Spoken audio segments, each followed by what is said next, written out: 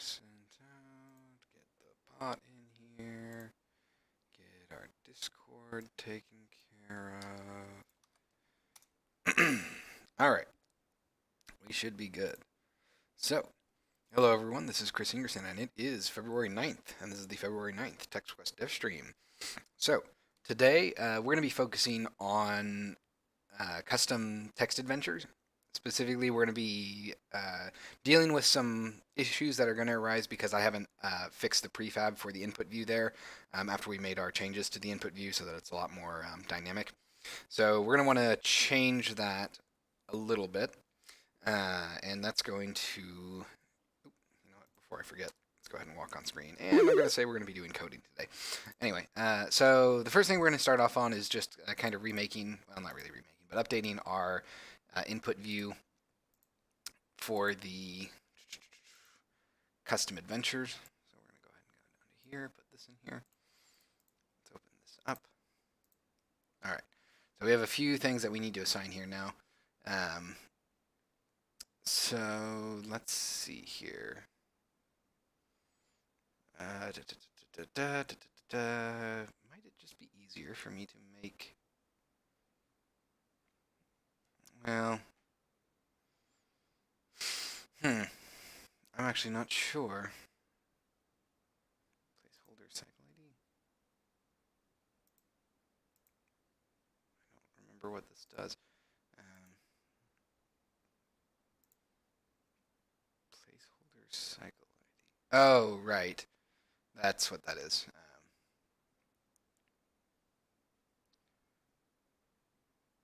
That's interesting. Okay, that's basically the ID that we look for when we're doing new game stuff. We don't have to care about that though. So, okay, section prefabs, that's all good. Type actions here, that's all good too. Output modifier, input modifier, don't have to worry about those. Background. Okay, so I think the only thing that I really need to do is have our scroll label, and that's pretty much it. Now that I think about it. I think everything else is good. We're going to go ahead and set these both to be 0 and 0, so we don't have a visible and hidden position because that's not really a thing for this. You know, it probably will be much easier, though, for me to just go ahead and duplicate the input view and make it the new one. So let's go ahead and select this.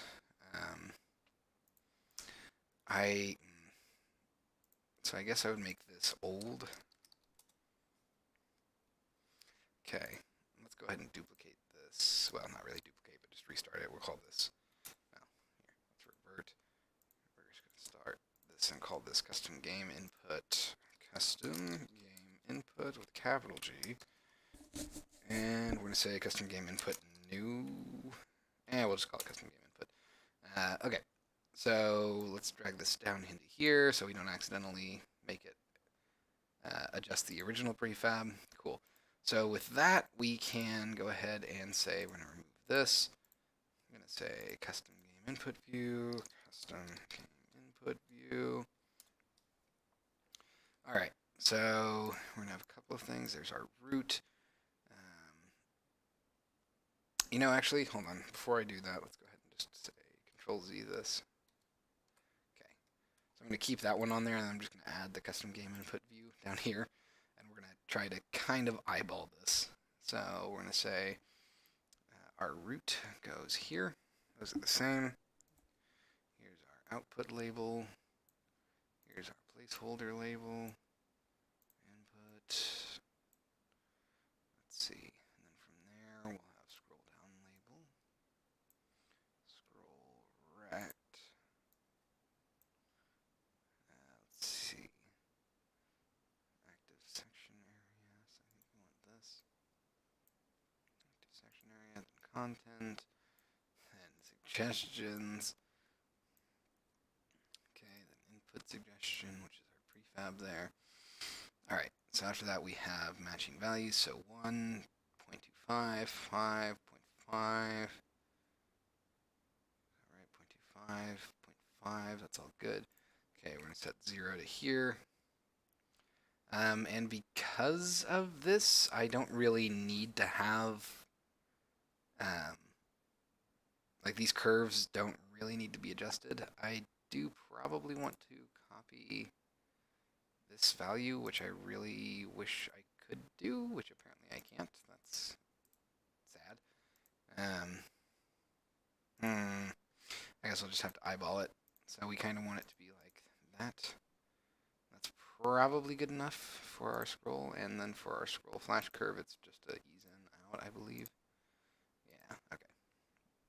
So that's good. We don't care about this. Placeholder text probably can be kept the same. So we're going to want the original one, which is just, I believe, type actions here. Yeah. Let's go ahead and grab that. So we're just going to say type actions here. Section prefabs is pretty much just going to be all of these. So we'll go text section, if I can grab it.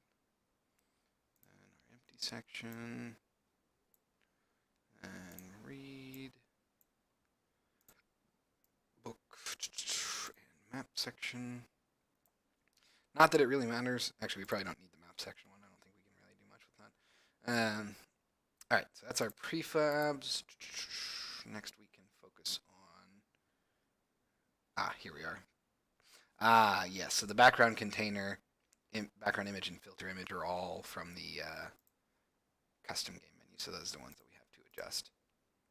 So we're gonna go ahead and duplicate that. We'll put that below our root. I'm gonna collapse everything else. Let's put that back here. We'll call this the background.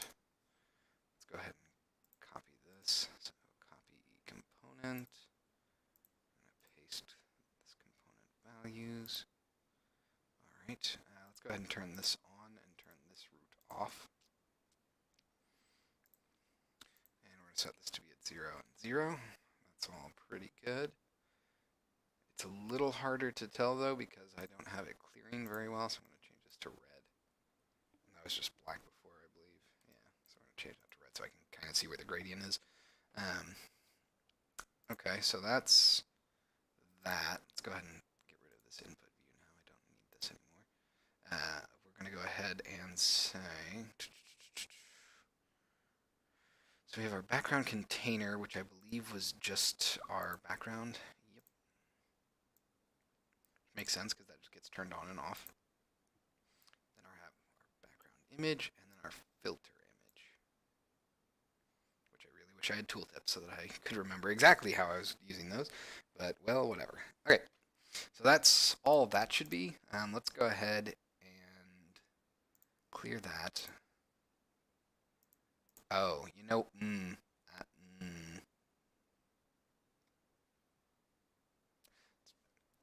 it might be fine. So I'm going to go ahead and get rid of this. We're going to select this, make sure it's the right one. Yep. Okay, I'm going to go ahead and hit apply. So that's that. Let's go ahead and delete this. We're going to collapse that. We're going to select that, come back here. We're going to go to our UI, view prefabs, and select our view input custom game.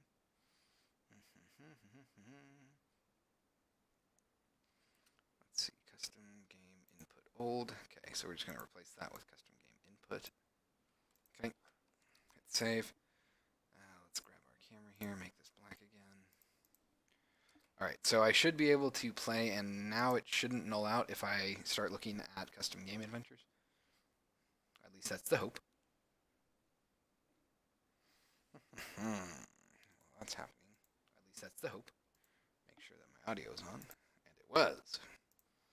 Okay, we're going to click through here, type start. Let's go to extras, author mode, create. Let's go to Zork. We still have a pretty terrible lag spike for this, so it's not great. Let's go ahead and jump over to here. That's all fine. Let's go ahead and play. Ooh. Ooh. That was interesting.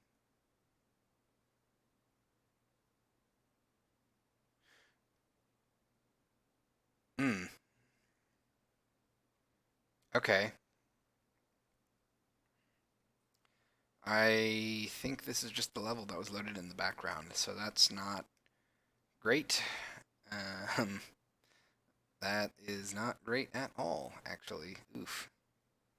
Because this should not be a thing, which means that I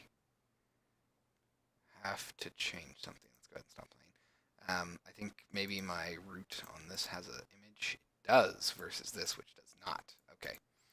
Let's go ahead and copy this. Copy component. We'll just paste this real quick. Paste component as new. That's all good. Okay. Let's try that again. Okay. Because I need to make sure that my that you can't see the level loaded in the background. That should never be a thing while you're in custom adventures. It should always just go to whatever the custom adventure backgrounds are. So let's go ahead and click through here. Start a new game. Oh, not a new game. Sorry, extras. Author mode. Create. Zerk. All right. So let's go to the map.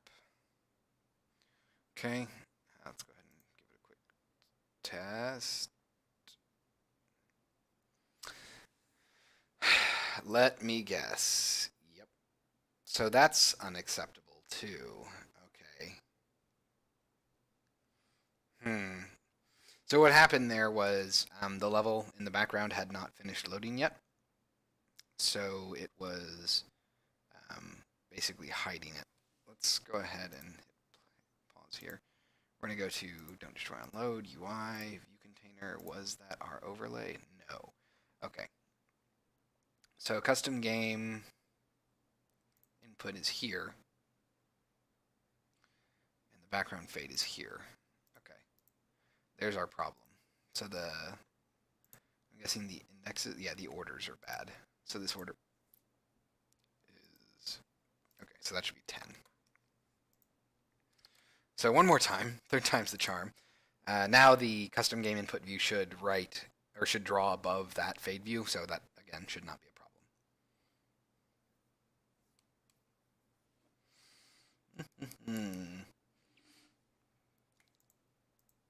Click through here, type start, extras, author mode, create, Zork, map, play. Okay. You're standing in a rustic living room, you see a door to the north, and gem rests on the floor. I think we have everything working, so I should be able to say something like examine gem. You're examining the object, that's all fine. Let's go ahead and say north, take 2, key floats in space, take key, examine room. Okay, let's go south, room. Okay, and then I think I can do exit. Oh, sorry, quit. Okay, let's go ahead and say there are a couple of other things that I would like to test. Oh, actually.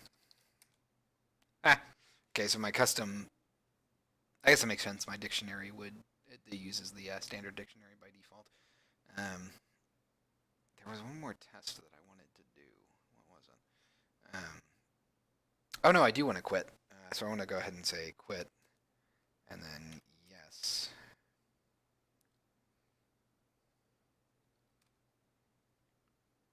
That is what I was wondering. Let's go ahead and hit play again, see if it comes back up. Okay, so it does start again. That's good. Can I type score? Okay, I can't. That's good, because it shouldn't give you a score like it does normally. So let's go ahead and say quit. Yes. Times played. Minutes 120. That doesn't seem right. That's hilarious. So that number is kind of being calculated wrong. Let's try to figure that out, actually. So let's go ahead and quit out.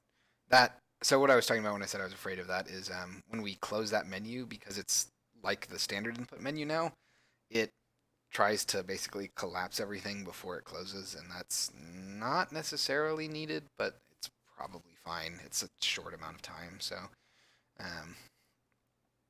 Okay, So let's go ahead and say quit. We're gonna go to,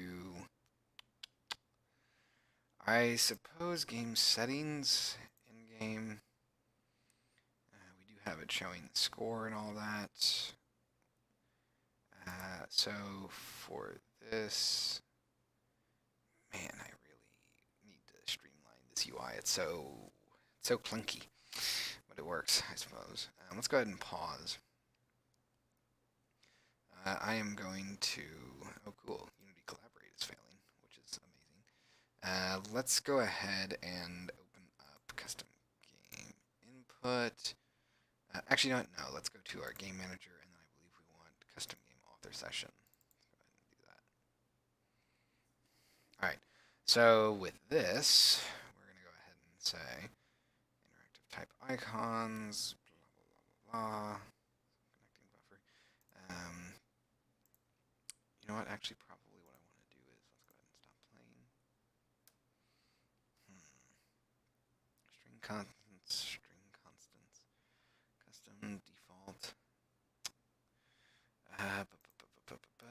In-game outputs. I think in-game outputs is what I want there. So that's custom game author session, right? Okay. So this starts with connection buffer. So I need to go up one. Let's also go ahead and comment this. So tooltip.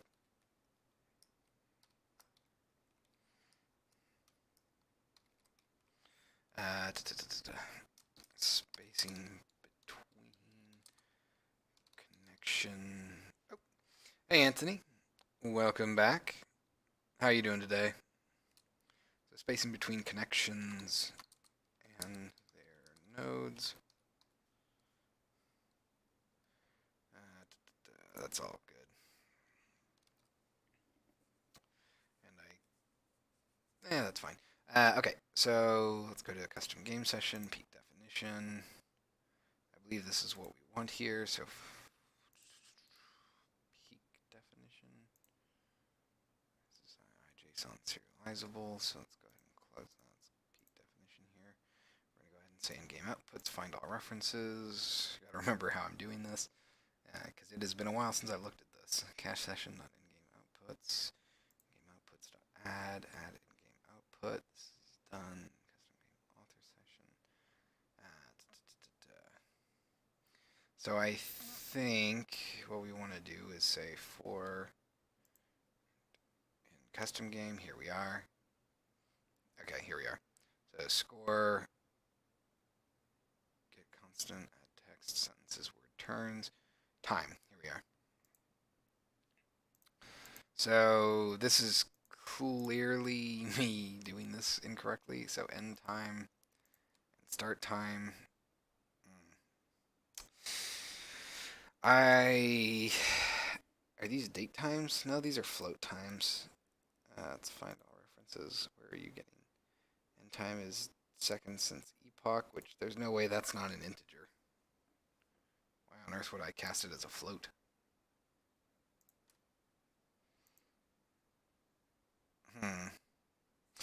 Okay, that's a bit odd, I guess. Find all references. I'm assuming this is the same deal. It's probably a float, but it's being set as seconds since epoch, which is not okay. So, I'm not entirely sure. I'm assuming that I made it a float so that I could more easily do clean divisions, so I could get something like 1.2 minutes. But, no. It seems like it would just be better for me to do minutes and seconds, honestly. So this is clearly not doing a good job here. So we're going to say if hours is greater than 0, if minutes is greater than 0, which it was, but it was also 120 minutes, which is blatantly false. So there's no way that I was playing that demo for, or that little section of the game for 2 hours. Oh man, gotta stretch. Been tired all day. Don't know why. Should have taken a nap. Okay, So this is doing good. That's good. Anything exciting happening for you? Or just kind of trucking along still? All right. So minutes is equal to current time modulo 3600, which I believe is how many seconds are in a minute. That is not correct. That's how many seconds are in an hour. Um, so, because this should get us the number of seconds that we've been playing, and this should logically get us the number of the amount of time or the amount of minutes, but that's clearly not the case. Um, so yeah, why are you? Let's go ahead and say start time, find all references is equal to this. Assuming that's when we start custom game, yeah. And then when we end custom game, I'm sure that's up here. But again, why am I making this? Whatever. So let's go ahead and go to our declaration here. So I'm just going to make these ints.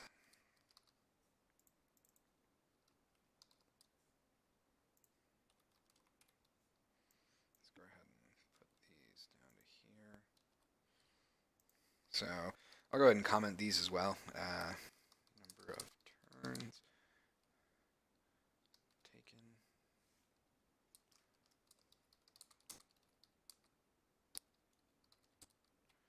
Number of times text submitted. Okay, word count. Number of words sent to the parser. Number of sentences sent to the parser. Start time for the custom game. End time for the custom game. And arbitrary score for the game. Okay, that's that. We're going to come back down here where this is clearly not going to be happy. Start custom game is equal to 0. That's all fine. End custom game, end time is equal to that. Okay, so we probably can just make this an int. And then we can probably just make these ints as well. There's no reason for us to make these floats. And then just instead of 60f, we'll just say divided by 60 or modulo 60 and blah, blah, blah, blah, blah. So that should more appropriately do it. Right? Like, so just to kind of make sure I'm doing this correctly. So if we had like 60 seconds, mod 60, that would give us 0, which I guess would give us 1 minute technically. Versus if we had 61 seconds modulo, that means we would have had 1 minute. If we would have 121, we would have, that would not give us actually our results, would it? Because it's, okay, yeah, never mind. Yeah, that is entirely a flawed way of doing this. I don't know why I thought that would work. Okay, so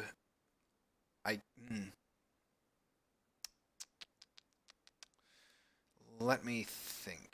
What would be an accurate way of converting that to seconds?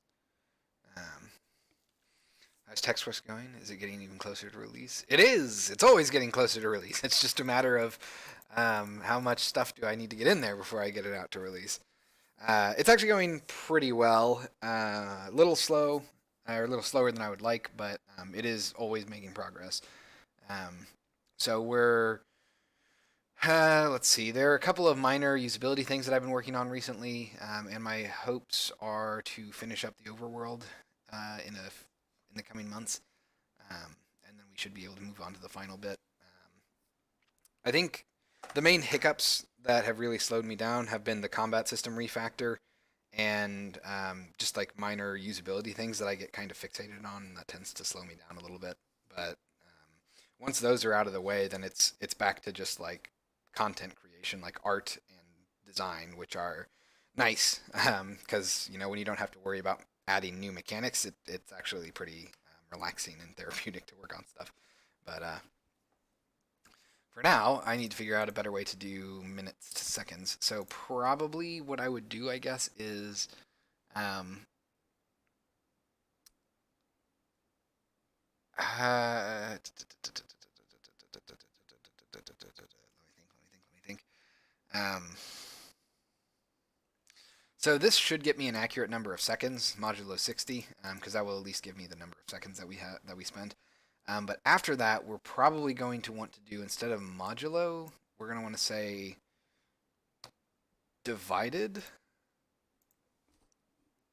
I think that seems right. Let me double check that again, just like through some quick testing. I really should just put together a modulo calculator. That would be more convenient to use. So, actually, hold on. Let's just go ahead and say calculator. I'm 90% sure that you can do mod with this. So you can do like 5%, 4 maybe? No, that's probably going to divide. You're no fun. I don't know why this doesn't have modulo. Whatever. So let's just go ahead and do modulo. Modulo calculator. Or I guess actually I don't need to do that. I can just kind of do it myself. So let's say that you were there for 120 seconds divided by 60. That gives us 2 minutes. And let's say you're there for 121 divided by 60. That gives us 2. But then we have a remainder, which is not great. So I guess what we would kind of do here is we would want to say, so instead of minus this, we would say divided by 60, and then minus, this is where we would do current, no, it would be this, actually. It would be minus current time divided by 60, and then modulo 1, I believe. That should basically round out that number so that it is correct. And I'm not really that concerned with hours. I seriously doubt there's ever going to be really a text adventure that's there for hours, but it's probably good to have in there. So that's essentially going to be the same thing, I guess, where we would just do current time divided by, so I guess it would be like this. Int hours is equal current, hold on. Current time divided by, so let's see, that 60 is minutes. We need that times 60, so that is 3,600. And then we're going to say minus current time divided by 3,600. And then modulo 1 again, I think. I'm pretty sure. So let's try that. Let's go ahead and let that compile. We'll jump back into the custom game and give it a quick test.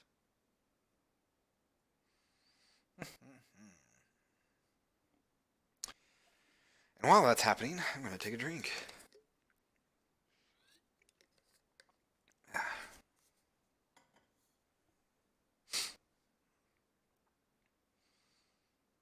Woof. There are so many things to do for custom adventures still. But work with me here. That's interesting. I wonder why those changed, but okay. Let me go ahead and save that. Let's hit play.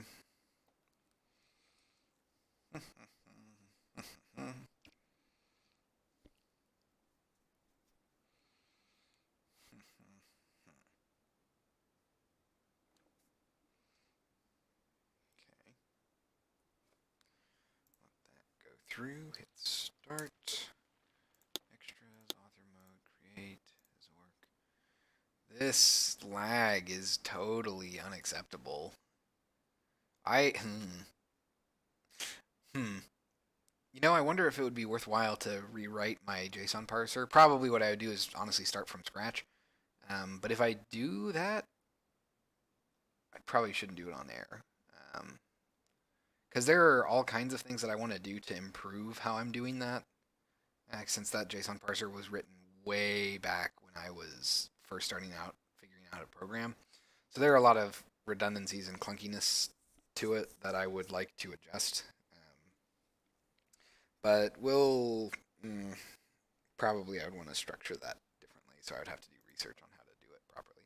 Anyway, so we're going to go ahead and do this. We're going to go north, we're going to go south, we're going to go ahead and say quit, and then I'm going to just go ahead and say yes. Time played 6 seconds. That seems correct. Okay. Was it 6 seconds? Was that really all we played? I guess. Let's go ahead and do something. Let's try testing it again. We're going to go ahead and say, we're going to let that go for, I don't know. Let's go north. Let's go south. Let's go south. Oh, shoot. Right. Going south instantly ends it. Whoops. Because I guess this was that. Um, Probably some visual indicators to let us know what direction to go would be nice, but that might make it a little difficult. Well, anyway, let's go ahead and say close. Let's try playing again. Okay, what has happened here? Really now? Well, that was interesting. Let's go ahead and hit play. I'm gonna let this sit for, I don't know, like a minute, just so that we can double check that. So let's go ahead. I'm gonna put my own little timer on here. Let's do a stopwatch. Hit start. I'll let that go for about a minute. And then I can talk through what I would like to do, I guess, for the rest of the Devstream today. So we have our custom game input view working. It's working in line with our standard input view, which is nice. I would like to try to take another stab at custom game logic. I haven't been able to find any really good examples of how to do. Excuse me, I have hiccups. How to do runtime logic creation. Like it has to be a thing. It is a concept that I know exists because I've seen it before. I've used it before. Um, but it's not something I've coded before. So it's hard for me to really know what all is involved in going and getting that to work properly. I have some theories, granted, but I don't really know for sure. So, okay, so that's been about a minute. I'm going to go ahead and say south, south, minute and 22 seconds. That seems about right. So, all right. So yeah, that actually does seem to be correct now. Probably I should change this so that it's like minutes and seconds, but that's pretty good though. So cool. So that's working. So we have that in-game stuff a little more played out, I guess, or not played out, but a little more hashed out. I could also let's go ahead and like just arbitrarily come back here. So this is a problem. Oh, cool, and it hid my cursor. So maybe it would be good for me to do. Yeah, there we go. Let's go ahead and let's stop playing. I'm gonna say show cursor on open, sure, and we're not gonna hide cursor on close. Yeah, that was a mistake. Okay. So one thing that I would like to do is I would like to improve the feedback given by the UI for custom games so that you can more easily tell what you're doing. Probably that means we're going to want to do tooltips, which is going to be fun. Sure, why not? Author mode, create, Zork. All right. So for this, we're going to go ahead and say, so like if we go to game settings, like we don't have any context for these really. Also, it's actually kind of a little difficult to read, but constants, these are, again, like there's no real explanation for these, so that's not great. Also, I can't scroll this, which is hilarious. I can, I guess, grab things. But it's funny that I can't really scroll them. Okay, so start text. Obviously, the initial descriptions can kind of summarize that for us, but it would be preferable if it was a little more obvious, like you could hover over this and get some tooltips. So, hmm. I, hmm. Hmm. Okay, if we were to do that. Hmm. Hmm. Hmm. Hmm. Hmm. Hmm. That does complicate things, I suppose. Trying to think about how I would do tooltips. Because I would have to, one, make sure that you can always hover no matter where you are on screen, which means it would have to dynamically detect the bounds to make sure that it doesn't go off screen. Basically the same way that Unity's texts or hints, Unity's tooltips work, which I'm confident I could do. But then we would have to detect like you're hovering over the button, quit confirm, quitting, cancel quit, run from your fears. That's all working. But it would be nice to just have the extra spacing though, and the understanding of what this actually is. So let's see, turn count, turn, word count, sentence count. The fact that this is getting cut off is kind of annoying. Time played. Okay, so these are constants. I could also have little like question mark buttons that you could click and it would give you a little description. I guess that would work. But again, it would be preferable to just do tooltips. So let's work on that. I'm going to go ahead and let's just open. Actually, you know what? No, I'm not going to do it in this scene. I'm going to do a completely new scene for this. We're just going to go ahead and say create a canvas. We will. I don't think I have a tooltip button right now. Nope. Okay. Because I've written like a tooltip button at work before, so probably I will presumably come up with a similar thing when I do this here. Let's go ahead and close all this stuff. Close all of you. Close this. Close you. Close you. Close you. GUI components. Buttons. Okay, we're going to go ahead and say create folder. I'm going to make this a tooltip button. Okay, let's go ahead and say create C# script. And this is just going to be called a tooltip button.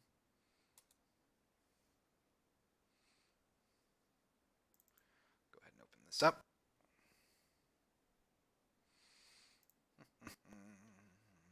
And also I can go ahead and get rid of this now because I know that it works. All right, so for this, it is going to be in sleepyowl.common, might as well be. We're going to say using unityengine.ui. Okay, we're going to derive from, actually we'll probably have derived from event button, now that I think about it. We're going to go ahead and say override on pointer enter, and I believe this is just firing an event. Yeah. Okay, go ahead and let that go. And then we're going to say override on pointer exit. It's all good. Okay. We're going to need to let that compile. I'm going to add a new script that I will call like tooltip button tooltip, I guess. It's a bit redundant of a name, but it will make sure that it is distinguished from that. Okay. I'm going to go ahead and open that up. Should it choose to do so? All right. So for this, it is going to be a rect mono behavior, I want to say. We'll go ahead and say using TM Pro. Okay. And I guess we'll say No, I don't think we need anything else. Trying to think what else we could do, because it's basically just going to be something that shows up and then goes away. So we'll go ahead and say, so let's go ahead and do this. Serialize field, tooltip, whatever. We'll call this private game object root, and then we'll say serialize field, tooltip. Oops, can't do this. There we go. Tooltip. As going to be private text mesh pro UGUI label. We'll go ahead and say the root to game object to enable / disable to show the tooltip. Okay, this is going to be label for the tooltip. All right. And then we're going to say public string text, I guess. And we'll say get return label.text set label.text is equal to value. Okay. And then we'll go ahead and say public void show string text, and we'll just go ahead and say root.setActive true, and before that we'll say label.text is equal to text, and then after this we'll say public void hide, and then we'll say root.setActive false, label.text is equal to whatever. I'll make it empty for that. I'm not going to worry about making these fade in and fade out. I think we'll just have them pop in for now. Okay, pretty straightforward there. Then we're going to go ahead and say up here, serialize field, tooltip, blah, blah, blah. We're going to say private tooltip button, tooltip prefab for the tooltip to spawn when this button is hovered. Okay. And oh man. Yep, that actually is a thing. That sucks. Hold on. Override on pointer. Yep. Okay then. So we're gonna actually need to do this. Private bool is hovered is equal to false. Is hovered is equal to true. Is hovered is equal to false. Nope, not value. Sorry. False. Okay, and we're gonna go ahead and also come down here.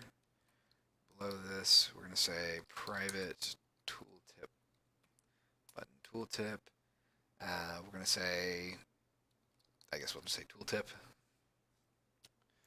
And then, since we don't want, so we probably don't want the tooltip to happen instantly whenever you hover over something. It should probably have a cooldown. So we're going to go ahead and say up here, serialize field, tooltip.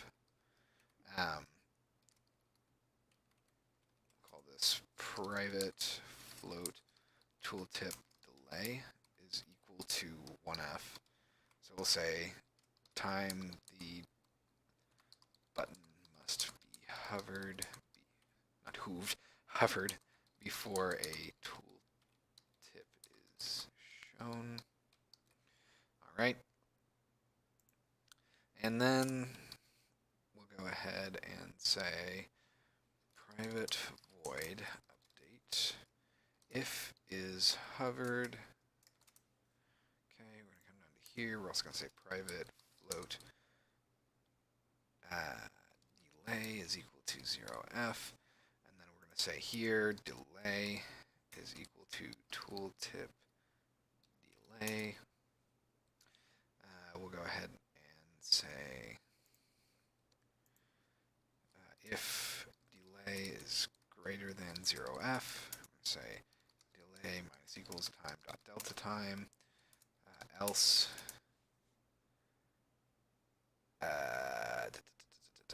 else we're going to say if tooltip is equal to null, then we're going to say tooltip is equal to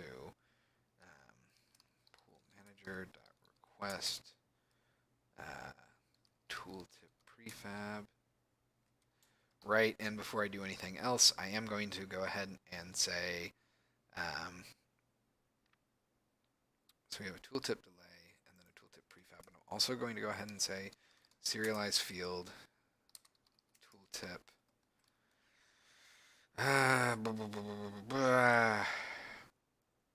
No, actually what we're going to do is we're going to say, come down to here, I'm going to say private rect transform tooltip parent. Okay, and then all I'm going to do is up here, I'm going to say public rect transform tooltip parent. We're going to say get return tooltip parent is equal to null question mark. We're going to go ahead and make this lower t. So if it's not equal to null, we will return tooltip parent. Stop that, otherwise tooltip parent. Tooltip parent is equal to rect transform. Oh, shoot. Right. This is not right. This is an event button. Okay, we'll just say is equal to transform as transform. Okay, we're going to make this a lowercase t again. And then we'll say set, we have a couple of things. So we're going to say, excuse me, if tooltip does not equal null, not that this is really something that's going to have to happen, but we're going to say tooltip parent is equal to value. We'll go ahead and actually, I guess we'll just do that after the fact. So we're going to do that. Do this, and then we're just going to say tooltip dot rect transform dot set parent as tooltip parent. Okay, and that's pretty much all we need to do. So from there, when we request this, we're just going to go ahead and parent it to tooltip parent. Okay, and I think, no, I don't really have a chance there. So this is probably going to be messy. I'm a little concerned that it's going to try to stretch things. We'll see. Okay, and from this, we are going to need to have, in addition to our tooltip delay, we'll also need the actual serialized field tooltip private string tooltip content is equal to nothing. Text to show on the tooltip when the button is hovered. Okay, and all we're going to do here is we're going to say request, and then we'll say tooltip.show tooltip content. Okay, pretty straightforward there. So let's go ahead and let that compile. Then we will make our tooltips and give it a test run.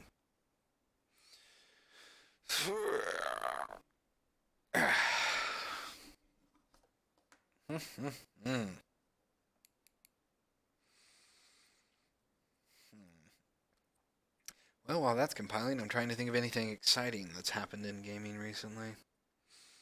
Aside from Activision and EA imploding on themselves, I suppose. I guess, what is it? Titanfall had their free-to-play game come out. So Respawn Entertainment. It's like Titanfall. What is it? It's like a, from what I understand, it's basically like an Overwatch-style hero shooter, but with I guess, Titanfall characters, which seemed weird, but okay. So it'll be interesting to see how that plays out. I was actually planning on downloading that later and giving it a test. Okay, so we have our canvas. Let's go ahead and focus out on here real quick. I don't think it's Battle Royale. I think it's more like the Hero MOBA style thing that Overwatch does. Yeah, it's Apex, I believe. That's what it is. Maybe it is Battle Royale. I didn't get the sense that it was that, but I could be completely wrong.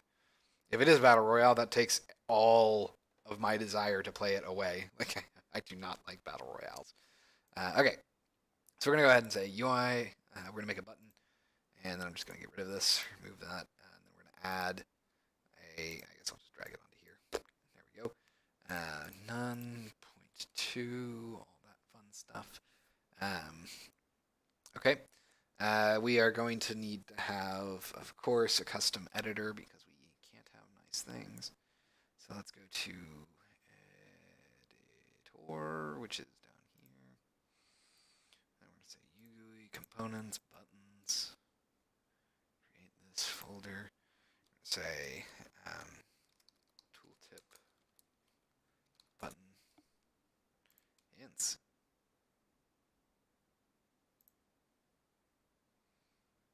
Hints. Huh.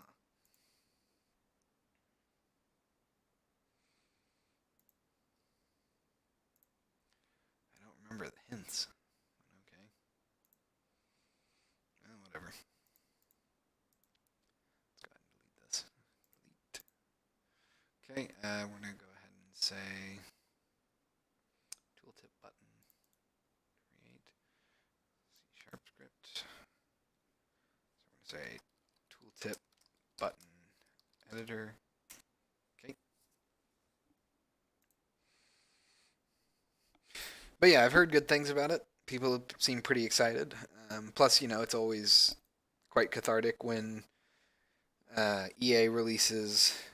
I mean, granted, EA obviously probably did not want to do it this way, but when Respawn, a EA company, releases a free-to-play game that starts doing gangbusters, I'm sure that it pisses all of the EA executives off to see a free-to-play game that they normally probably would have tried to charge $30 to $40 as an upfront thing is doing quite well, specifically because it started free and actually, adheres to that.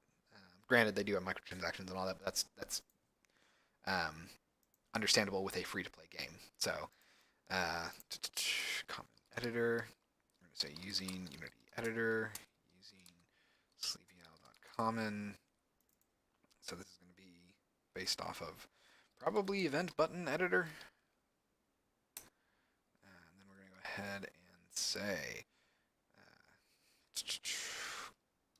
custom editor type of tooltip button. Okay.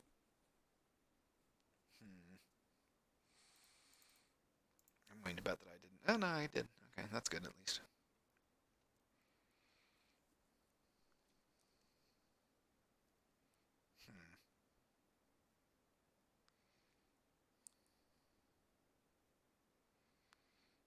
Draw custom buttons. Okay. Those are protected, correct? Yep. Cool. So let's go ahead and say override on enable. And we're going to say override on inspector GUI. And then we're going to probably not call base.on inspector GUI, but we will call base.on enable. And then we're going to go up to here. It's going to grab these three, paste those in, get rid of this and this. We're going to make this be like that. Let's go ahead and say serialized property. But yeah, I was actually planning on kind of just playing a couple of multiplayer games because it's been a long time since I've done any online multiplayer games. I was thinking maybe trying out Rainbow Siege, seeing how that's changed, because it's probably been over a year since I've really played that. And I was a huge fan of that back in the day. All like 360 of them ago. So we're gonna go ahead and say m tooltip content is equal to serialized object dot find property blah blah blah. tooltip content. Let's go ahead and copy this. Ba-ba.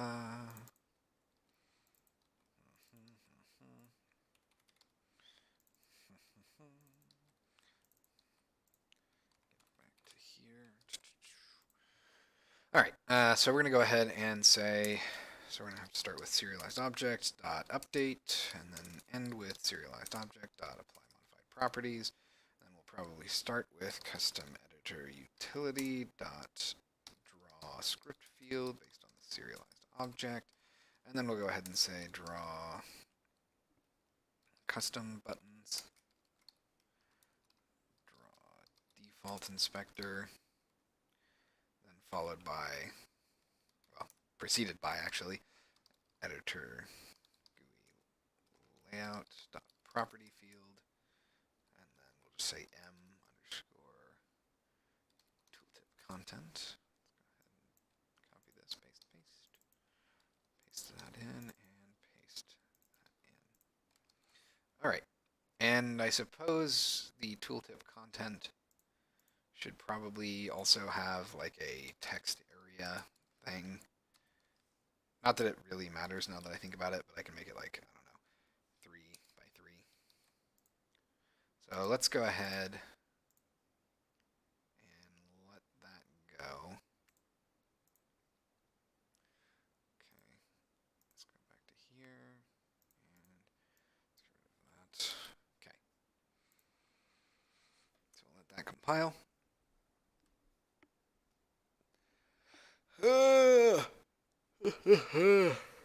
Ha! Okay. So once all that's compiled, we should have a pretty standard interface or editor inspector for our tooltips, or rather our tooltip button. And let's go ahead and let that go, assuming that it actually wants to. Ah, man, the compilation times are ridiculous. I guess another, not necessarily news, but things that I'm excited about, since it's February, I believe that Travis Strikes Again has its first DLC update this month. Although I don't know what date they're planning on doing that, but I believe it's the Shinobu DLC, and that makes me super excited because apparently when you just bought the game, you got the season pass for free, so that's awesome. Ooh, wow, whoa, no, what is going on here?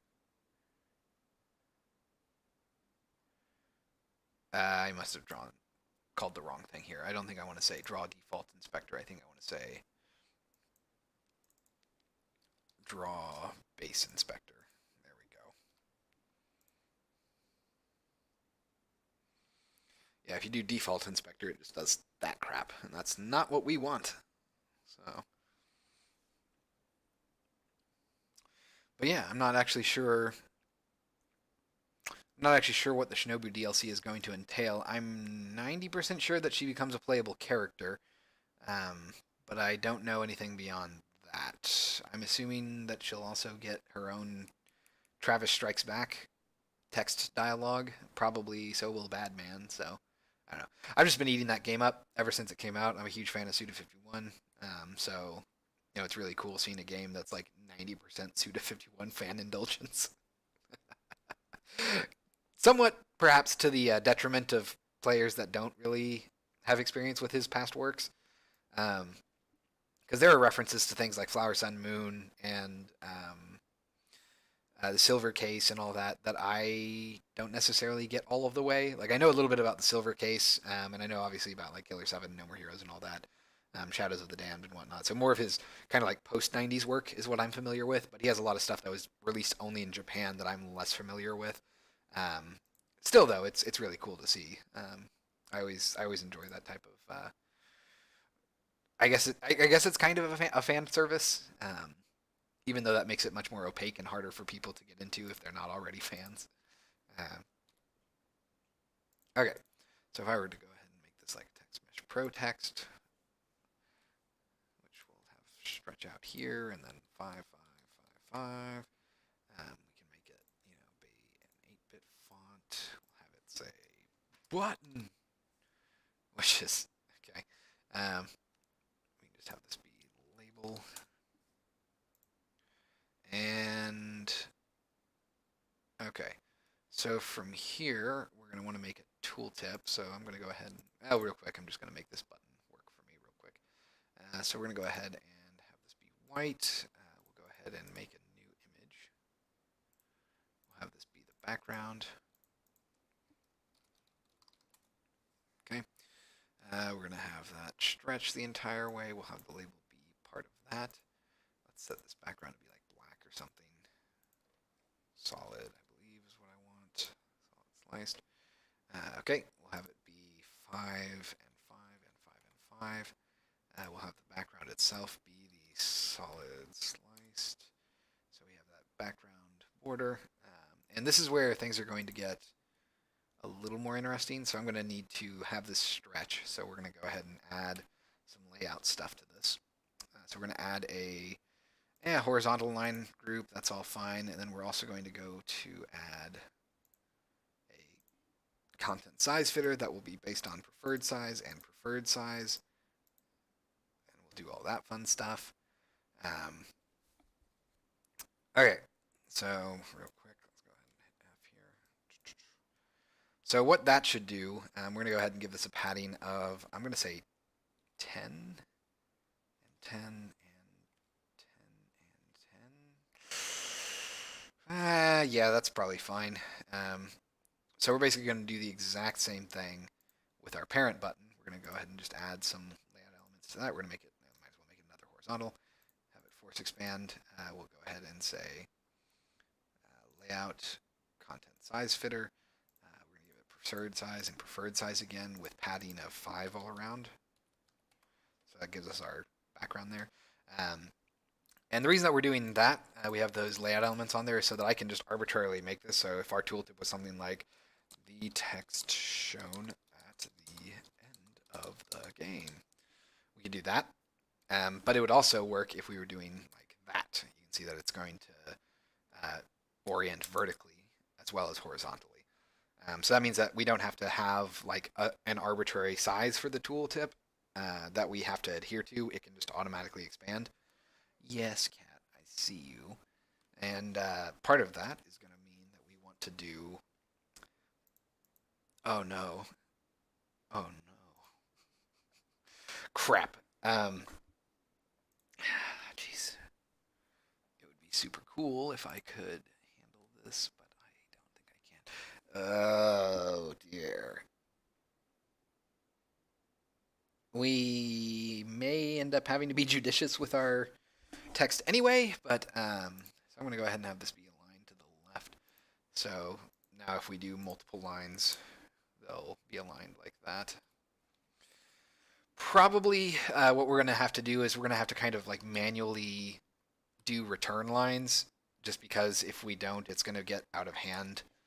It's not going to know when to automatically wrap. I was planning on just having like a limiter on that, but I don't think I can actually set that based off of the text value. Cat, I am doing my Devstream. Yes, I see you. I know you want all the attention in the world. Okay, so that's going to be the process that we use to basically get this to to populate and automatically resize. Let's go ahead and I believe if we set that to be empty, it'll mostly just be that. So we'll just go ahead and type in like tooltip to that. Okay, so that is... Oh, hilariously enough, that was our tooltip button. Which we don't need. So I can remove that, and I'm just going to make this a tooltip now. Oops. I wasn't thinking about that. I didn't do I was not thinking there. All right, so there's our root, which is actually not a thing. That's problematic. Let's go ahead and call this tooltip. Do I really need that? I don't think I do. I don't think I need a root for this. I can go ahead and add a It's going to be on layout again. Canvas group. Yeah. Go ahead and put that in there. We don't want it to be interactable, and we don't want it to block raycasts. And then we can kind of like crossfade this if we so choose. So that's actually kind of cool. So we'll probably change this script a little bit. So instead of a root, let's just give it a canvas group. So I'm going to go ahead and say canvas group. We'll give this. Can I do a set alpha? No. Darn. Okay. I was hoping that there was like a nice fade alpha or something like that. Oh well. So I guess I would just do like root dot alpha is equal to 1f versus a root dot alpha is equal to 0f. 0f. So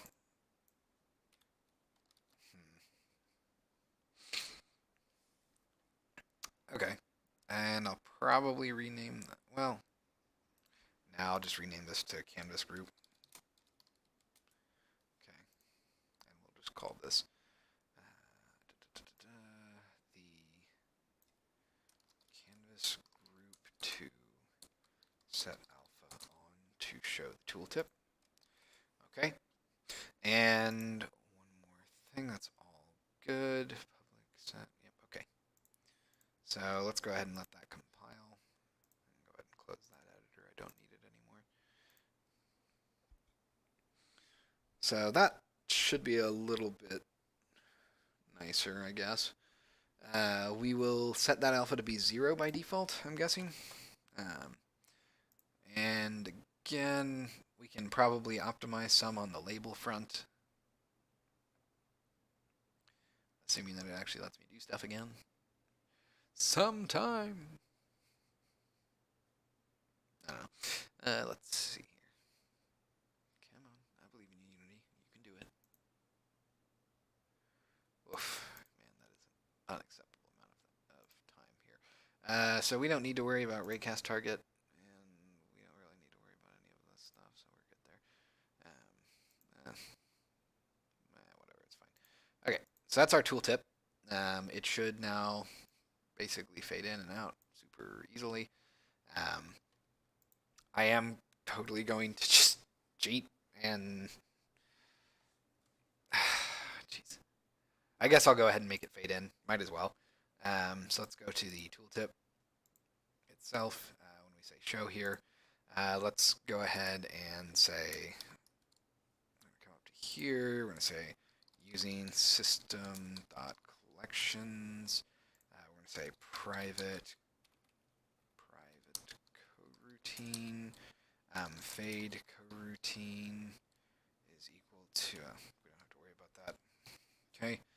We're going to come down to here. We're going to say private enumerator fade coroutine. Okay. And then we'll come back up to here. I guess we'll go ahead and say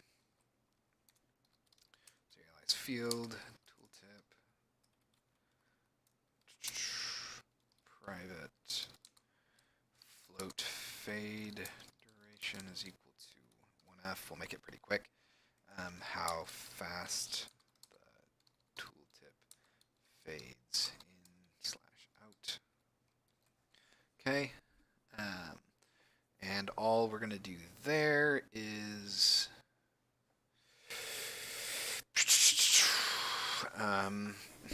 let me think. I am not actually sure how I want to handle this.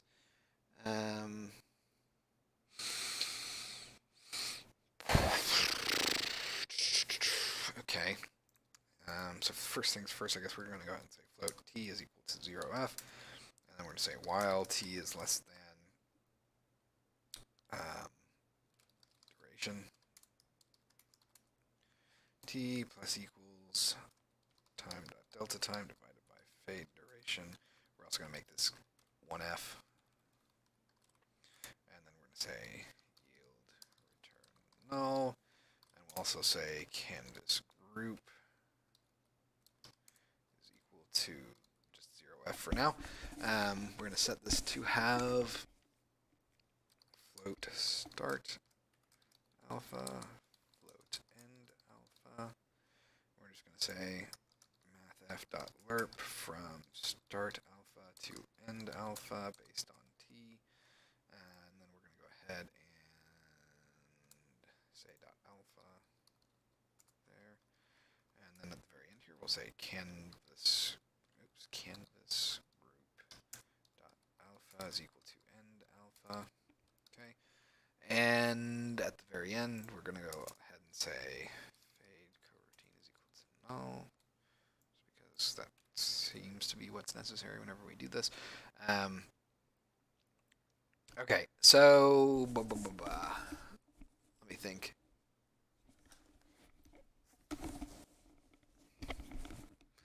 Sorry, I gotta adjust my headset.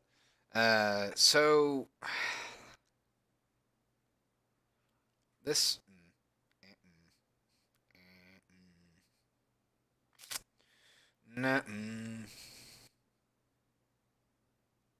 frack.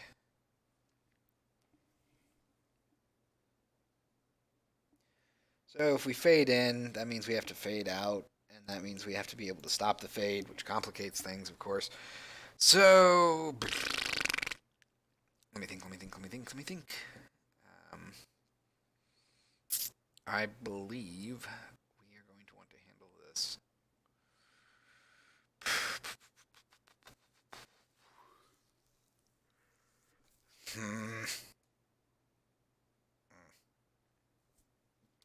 You know, for now, I'm not going to do the fading. I'm just going to have it pop in. That'll be fine. Let's go ahead and let that compile.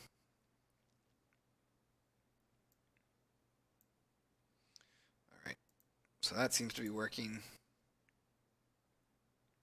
Let's go ahead and make that a prefab, because we're going to need this as a prefab.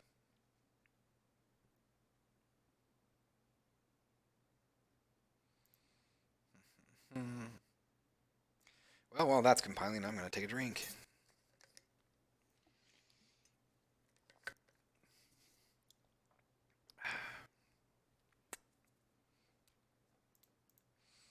Okay, collapse all this fun stuff. Keep all that in there. All right. So from this, we're going to want to have custom game,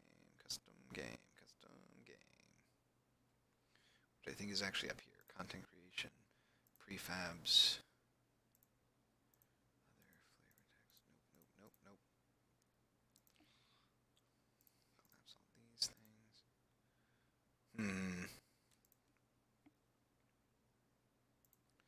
Collapse all that. Here we are. Game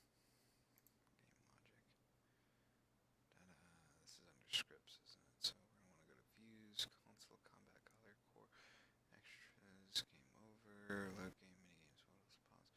Okay, I don't remember what it is, so I think we're going to look for like map. So it's probably going to be under like custom game map. Yep, let's go ahead and see where those were. I knew they would be somewhere, stupid. Alright, so this is going to be under tooltips, which probably should be just here, I guess. I don't really know where else to put this.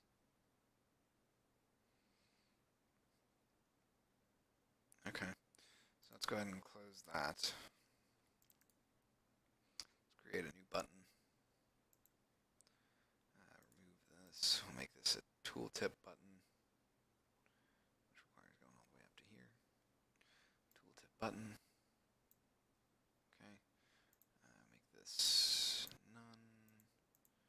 Make this 0.2. Tooltip delay of 1. Tooltip prefab, which I'm sure won't let me find it. Yeah, it never does. Let's scroll all the way down here. We have our tooltip. Oh. What? Well. Really? Honest and for true, huh? Okay, so that means that something else is... I've worked up that editor. What did I do? What did I do that was stupid? Apply modified properties. We're calling update. Ah, it's that. Yep. Yep. Yep. Because you'll notice that I have to do that. Yes. Okay. Gross. So basically I need to do this. I'm going to copy this, paste this. Oh, sorry. No, not there. We're going to paste it here. And then we have to do it again here. Which is kind of gross and not great, but it'll work, I guess. Oh, man.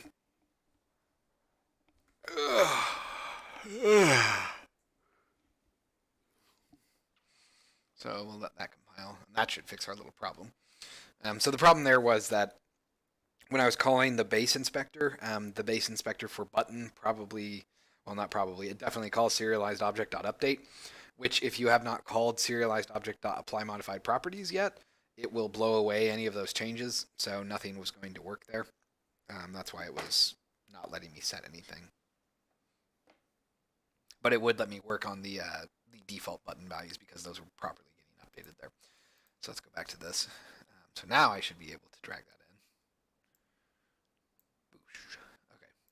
And I'm just going to go ahead and say, like, this is a test tool tip. Okay. Let's give that a go. Don't need to save, I guess. We'll just hover. So I should be able to play.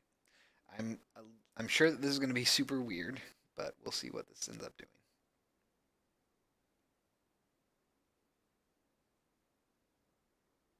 Okay. And then it never left. Let's see.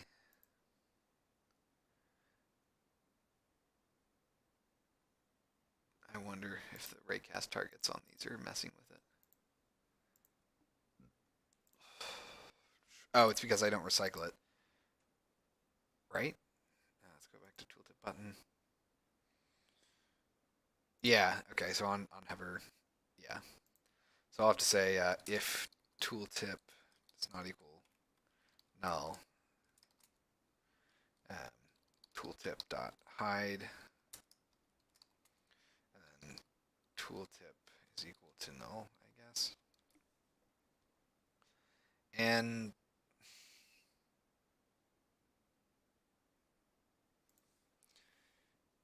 yeah, okay, so what we're gonna do here for now is just gonna be like pool manager dot recycle tooltip dot game object. Okay, so we would basically do that. And I'm pretty sure that I am, yeah, doing our delay there. That's good. Let's let that go again. So it is spawning in. It is populating it. That's correct. These two code changes should fix it so that when you hover off of the button, it will go away. The tooltip will. So we'll see how that turns out.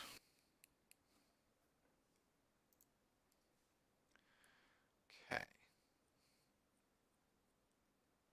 But ideally, again, I don't like the pop-in of that. I think it'd be better if it faded in, but it's really not the end of the world. So that's fine. I also would prefer that it positioned itself based on where the pointer was. So probably what we're going to do here is I'm going to try to set this so that it's anchored at the top left. And then if I let that go, now when it spawns in, it will probably be at the center of the button, I'm guessing. Nope. Okay, so this is going to be fun. I got to do Control-Shift-P. Let's see, tooltip. You are positioned, but you also are not set up properly, so cool. I think the problem is the pivots, so let's go ahead and stop playing. So I'm going to set this back to be the center, and then we're going to do a pivot of 0 and 1. force of habit. File, save project. Let's go ahead and let that go. So now it should be in the center, or rather top left of the tooltip. There we go. But this ideally would probably be. Let me think. Ideally, this tooltip would dynamically position itself based on where the cursor was, for one. So we would want it to, instead of being like in the center there, it should be near where my pointer is. So like right here, basically, that should be where the top left is. So let's go ahead and stop playing. Okay. We're going to go to our tooltip button. When we spawn it in, this is where things are going to get interesting. So I think we're going to want to say like I pointer stay. Oh, really? Click handler, down handler, enter, exit, up handler. Really? Okay. I could have sworn that this was a thing. Let me try this. Unity. I pointer stay. I might have made my own custom thing for that, which would be kind of hilarious. Okay. Well, crap. Uh,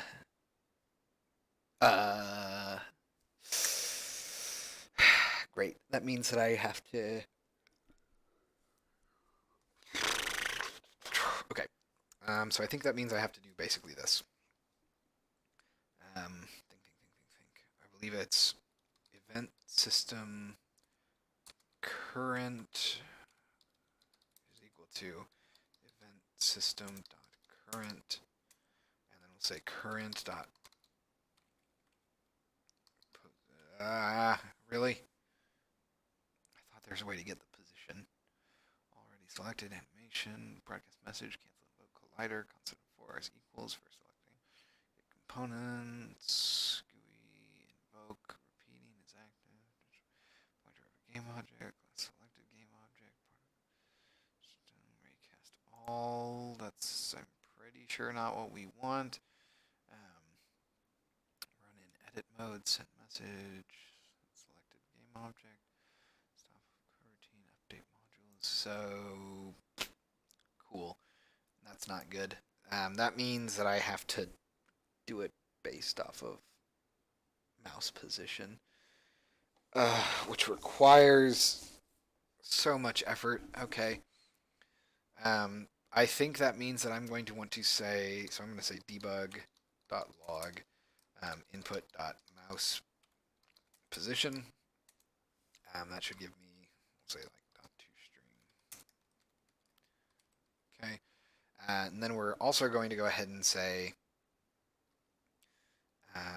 tooltip, nope, not that. We're going to say transform, which I'm pretty sure doesn't give me any rect transforms. Nope. As rect transform, here, hold on. Let's say transform as rect transform dot rect dot point, geez, position is, dot is, okay. Oh, that's interesting. I don't remember that. Set insert and size from parent edge. Huh. Well, I don't remember that function. That's kind of cool. That could actually be pretty useful. But that's not what we need. So, let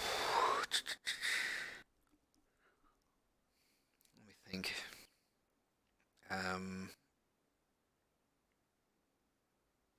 I I don't think it's as simple as just doing this. I'm pretty sure we can't just say like tooltip.rectTransform dot position is equal to input dot mouse position. I'm like 90% sure that that's not good enough. Um, so let's go ahead and say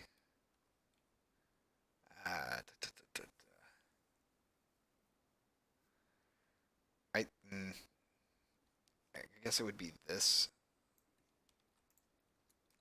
Vector 3 mouse pose is equal to this. We're just going to go ahead and log out mouse pose dot to vector string. So we're going to say mouse pose. Well, we're going to say new vector 3 mouse pose dot x mouse pose dot y, and then this is just going to be transform dot position dot z. Terribleness. Ugh. Let's just see if that works. I'm 90% sure that that will not. Because UI conversion is always incredibly frustrating. Um, so probably the easiest thing for me to do is, instead of trying to detect the mouse position, it might just be easier for me to instead position the tooltip based on settings on the button, which I believe is actually how I do it at work. So it's less responsive that way. It's not going to really dynamically position based on the pointer position, but it should be more consistent at least, and it would give me a certain degree of control. So essentially it would just be this, I think. So let's go ahead and hit play.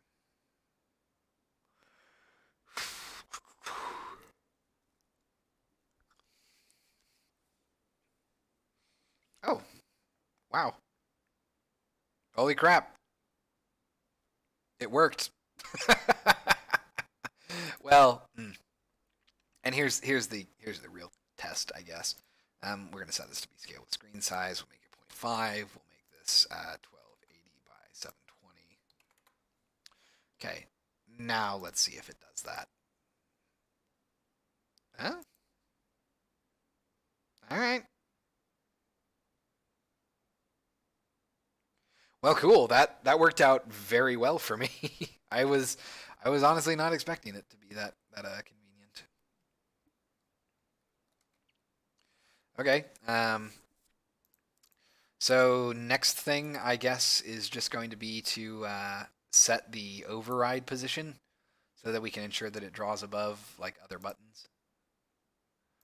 So just to kind of put this in context, I guess we'll go ahead and say, like, we're going to add this game object. We're going to make this stretch out. Actually, no, we won't make it stretch. We'll make it do that. We're going to have a width of 300 and a height of like, we'll do 200. That's probably fine. Let's go ahead and put these in here. This is going to be a layout group now, so we're just going to make it a like vertical layout group. Let's duplicate that and duplicate that. Okay. We're going to make this stretch. Okay. Let's go ahead and do like test button 1, test button 2, test button 3. Okay. For the third time. Okay. As well. Okay. So all of that should work. Then we're going to give it a quick test script that will let me set what those values are. So I'm going to want, let's see, test. I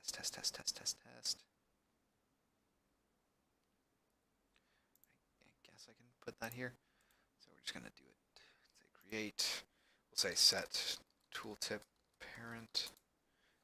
Pretty straightforward. Let's go ahead and let that compile. Open it up.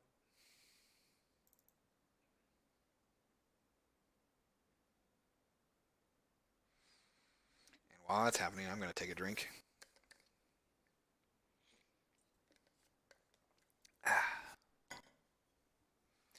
All right. So we're going to go ahead and say, we'll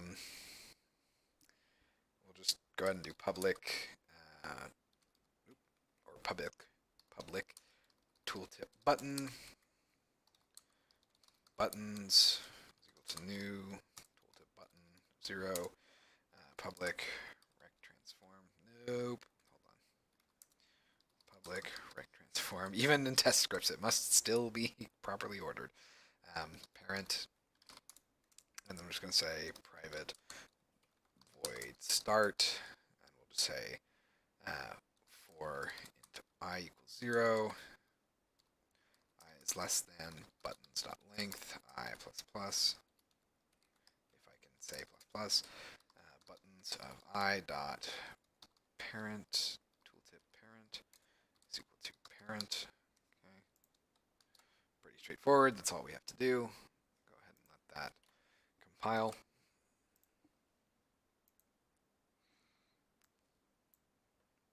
Fine, I guess we'll let you compile. So that was surprisingly good to getting the tooltip to position itself so well. So I'm hoping that it will still position correctly after doing this, and if so, then bam, that's the tooltips. That's all it took to get them built, which is nice. Um, all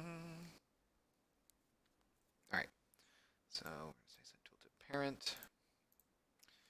Give it those three. So tooltip 1, 2, and 3. And we'll also just go ahead and say, we'll put them here. So we'll say tooltip area or tooltip area. All right. Okay, and it's just going to go over to here. Pretty straightforward. Let's go ahead and I keep wanting to save habitually because I know it's going to crash if I don't.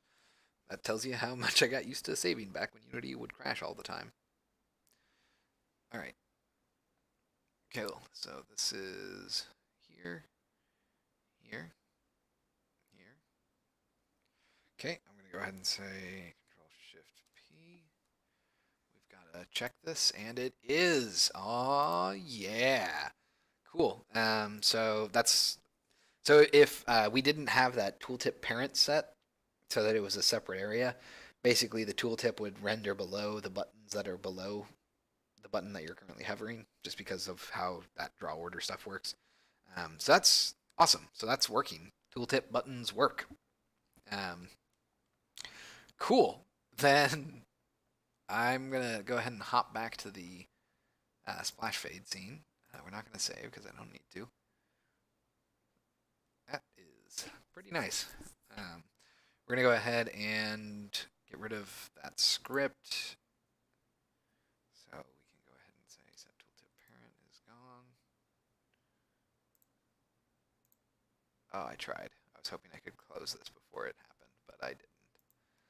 I failed. All right, so we're gonna go ahead and grab. I'm thinking there should be settings. Yeah. Custom game settings. So let's go ahead.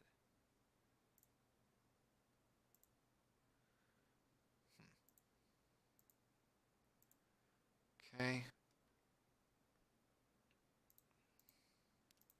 Let's go ahead and close some of these.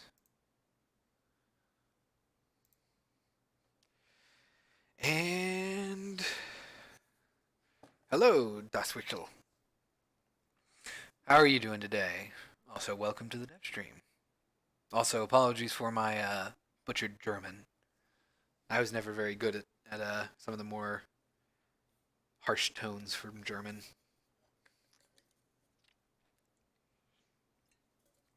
I wish I was able to do it, but sadly my throat is not good enough. All right, so let's go ahead and drag this into the UI. We'll go ahead and hit open here. We're going to open this up, and I'm reasonably confident that we have this popping in, and these are just turned on and off. Yep, cool. So that makes it a little bit easier for me to handle this. Oof. I wonder if I should have... Oh. Oh, that's an idea. So what if instead of having a hover button, I actually had a hover area? Or like a tooltip area? Because then I could make that on any arbitrary rect transform, and it would work. Because then I could put it on like the labels here. That would... We might do that, because I would like to have it over here too. So, okay, back to the test area. Let's go ahead and turn this off and let's just revert that for now. Okay, we're gonna go ahead and save. Then I'm going to, I guess I'll just work in here because it'll still work just fine. Let's go ahead and shut these. So instead of a hover or tooltip button, I'm just gonna have a tooltip area. Let's go ahead and say, or tooltip rect. There we go. I think that'll work. So tooltip rect. Fine, and wow, you didn't murder my name. I'm well, I'm glad I didn't murder it. Am I native English? Yes, I am. I'm a native English speaker. I don't sound like it sometimes, but I do my best.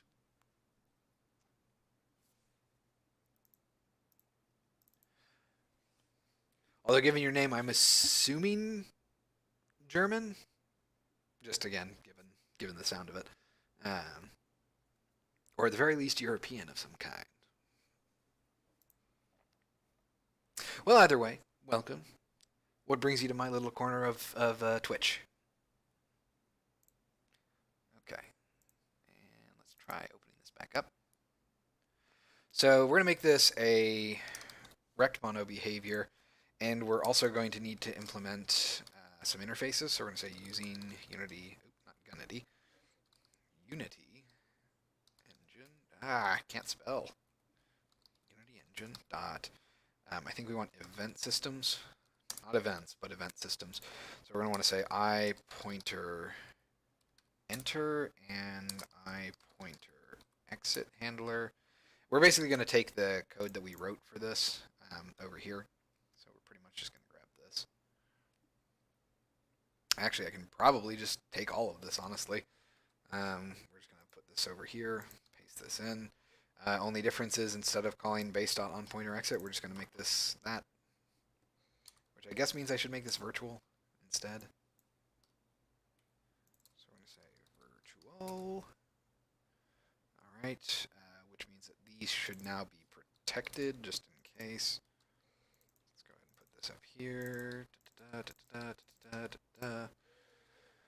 All right. I think that's pretty straightforward. So I'm going to go ahead and comment this. This is just going to be like convenience class that allows a rect transform to be hovered by, well, to be hovered on and show a tooltip. Okay. Double wow then. German. Okay. Followed you. Don't know when I did. I have been streaming a while. So it's entirely possible that you randomly stumbled across me at some point way into the night. And you just randomly decided to follow. But either way, thank you for coming back. Alright. So this should more or less let us do everything that we were doing for our tooltip buttons. Probably that means I want to rename my tooltip button tooltip to be something like tooltip rect tooltip instead. Probably a little bit of a better name for that. But this should work in theory. So let's go ahead and come down here, which means that I can actually get rid of the tooltip button as a concept because I don't really need to have a button with tooltip information on it if I can just have an arbitrary rect component that I can put on there. That'll do the exact same thing, and it will be much less complicated than deriving from a button. So that's always nice. That also actually lets me go ahead and do this instead of tooltip or transform as rect transform. I can just go ahead and say it is equal to rect transform. That is very, very convenient. Let's see, tooltip parent, tooltip hide. Make sure this is all correct, and then I can do transform.position.z. I guess that's fine. So we probably can do all of that. Yep. So that looks good. Let's go ahead and let that compile. And I have a feeling that should work just fine without any real effort on our part to change that. So I have a lot to learn. So watching others code is kind of inspirational for me, or whatever. uh, Well, I mean, hey, that's one of the best ways to learn, honestly, is just to see how other people are doing it and kind of take your cues from them. So are you a developer then, or I guess at least a programmer of some kind? Oh, these compile times murder me. Ugh, I really should. Well, and that's from sleepyowl.com, and you'd think that since it's assembly definition that it would be much more open, but oh well. Let's go ahead and I'm going to turn this back on. I'm going to turn on my info, and I'm going to try setting this. So we're going to go ahead and grab our label, which will cause problems, but it's fine. All right. So for this, we're going to go ahead and say, yeah, we'll just do it on the label. I'm going to go ahead and add tooltip rect. All right. We can go ahead and grab our prefab for that. Just put that in there. And then our tooltip content is going to be the name of the person who created this adventure. It's custom adventure, I guess. And I guess I should probably do something like that. So let's just do that for now. Let's see if that was enough to kind of get the ball rolling. And if we can hover over that author label and have this tooltip show up, then mwah, it's done. It's perfect. I don't have to do anything extra for that. So let's go ahead and say apply changes. Let's go ahead and shut this down. Hit save. All right. Well, that was surprisingly a lot easier than I was expecting it to be. I was really concerned that I was going to have to do a bunch of number jostling to kind of get the position to look right. So I'm very excited that I can just kind of have it be positioned at the pointer. There are some things that we still have to do though if we're going to make this be 100% convenient. Namely, I need to make sure that the pivot for the tooltip is shown in a manner that will not cut it off ever. And currently it is hard set to be pivoted to the top left, which should be fine for most cases, but there could also be problems with that. So let's go ahead and go to game settings. Aw. Aw. Sadness and despair. Dang. Let's go ahead and come up to here. Let's make sure that it is set to be interactable because that could be a problem, obviously. So I believe we want custom game settings, root, top, no, sorry, content, tabs, info, background. Nope, hold on. Wrong thing. Menus, info, root, fields, author, label. Let's grab this. Are you Ray Castable? You are. Dang. Huh. Well, that sucks. So it doesn't quite work out as I would hope. I suppose I can double check that though. Let's turn off maximize on play. So we're going to leave this here. Okay. So it does exist. It's somewhere. You can see that the label has the tooltip parented to it. Okay. Yeah, that is a problem. However, that's only a problem if we don't have an override, I think, set for it. So let's go ahead and shut that off for now. I'm going to come back to here, and I'm going to add to our tooltip rect. I'm going to add a override. Well, yeah, I guess it would just be that, right?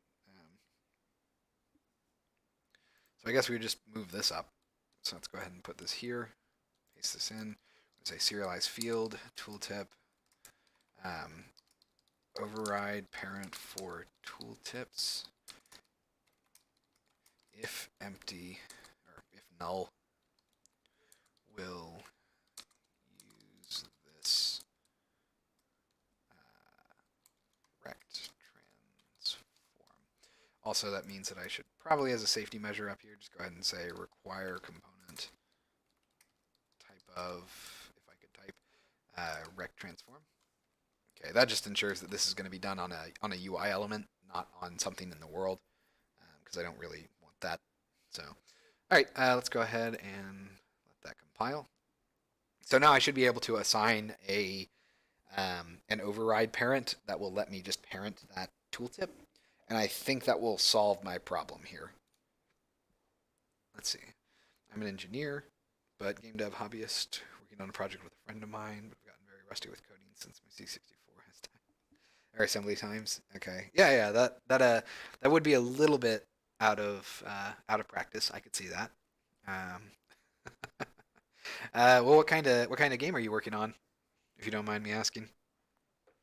I always like to ask that of people that stop by the game dev or stop by the stream. Okay, so we're gonna go ahead and open this back up. We're gonna turn this back on. We're gonna turn this back on as well. And I think what we're going to want to do just to cheat is I'm just gonna make one like generic. We're just gonna call this tooltip area, I guess. Okay, so we're gonna grab this.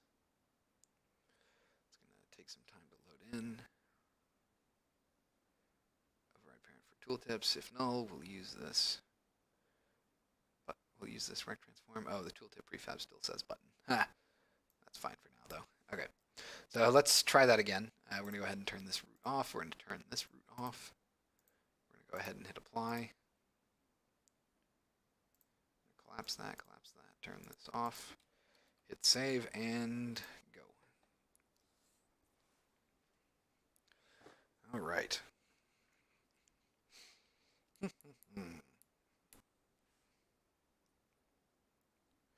So I'm reasonably confident once we have this working, it'll be pretty fast to just kind of apply those rect transforms to everything, or those hover, or not hover, tooltip rects to pretty much everything that I want to, which is very convenient for me.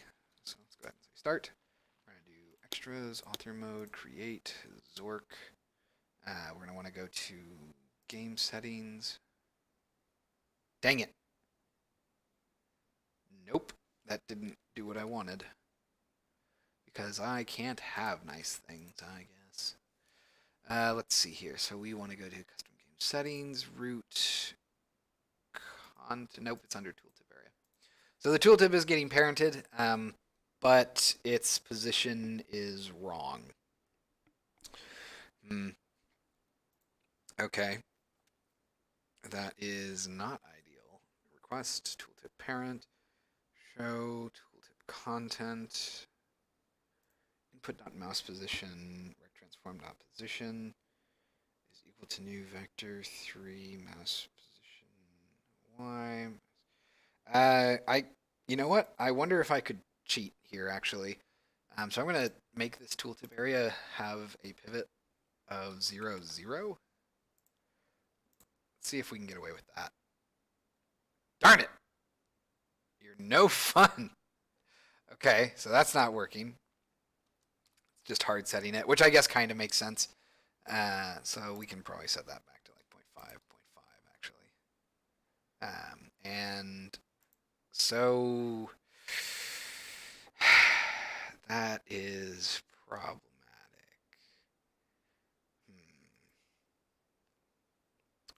What to do about this? I don't want to try to convert it to local units. That really would get out of hand, I feel. Do you know Artemis? Something like that with expendability for big fleets. I don't think I've played Artemis. The name sounds vaguely familiar, but that could also just be because there are a lot of things that are named Artemis. And I'm trying to think of like a game Artemis. Yes. Okay. Yeah, I know it. I know what this is. I have not played it, but I do remember seeing it. Huh. So instead of like on a single ship, you're planning on doing it across fleets? Is that what you're thinking?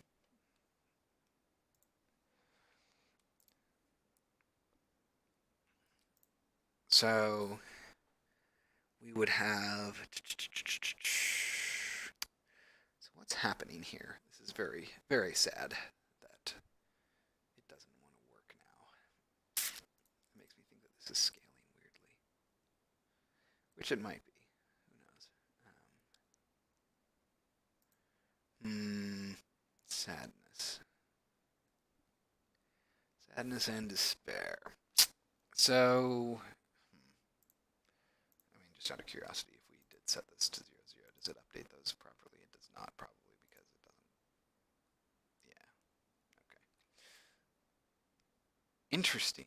Maybe it's because of the anchoring?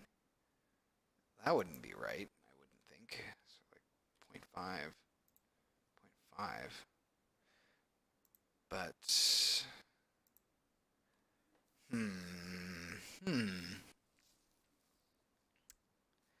Okay. I suppose. Let's see. So all this is functioning. It is setting it the text correctly, so it's a position problem. Um, I wonder if. Well, let's go to debug. You know what? Here, actually, let's go ahead and stop. I'm going to come back to here. I'm just going to debug this. So I'm going to say debug.log mouse pose dot to vector string. Okay.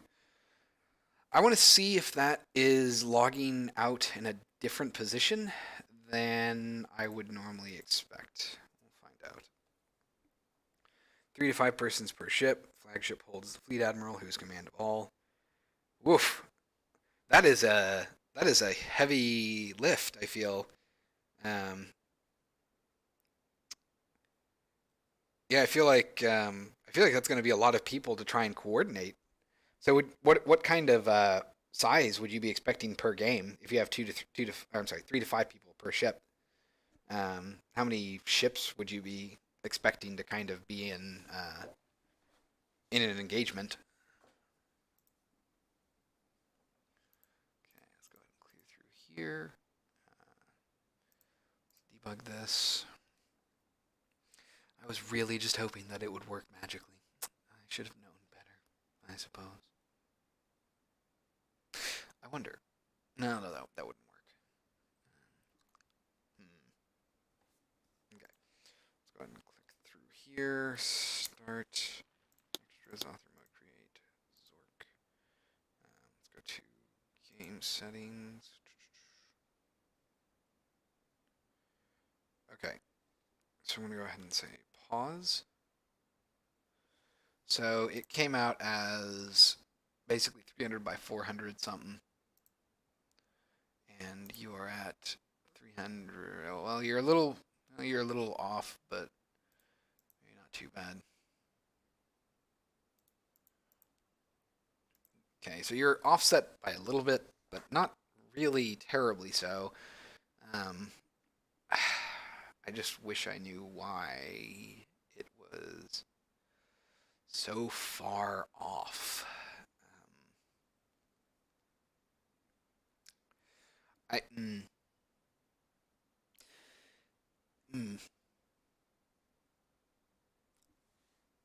no.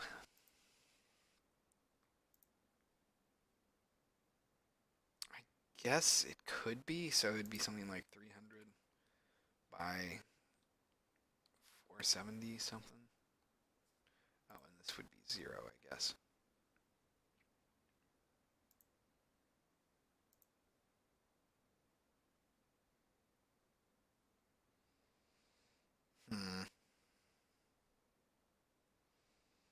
No.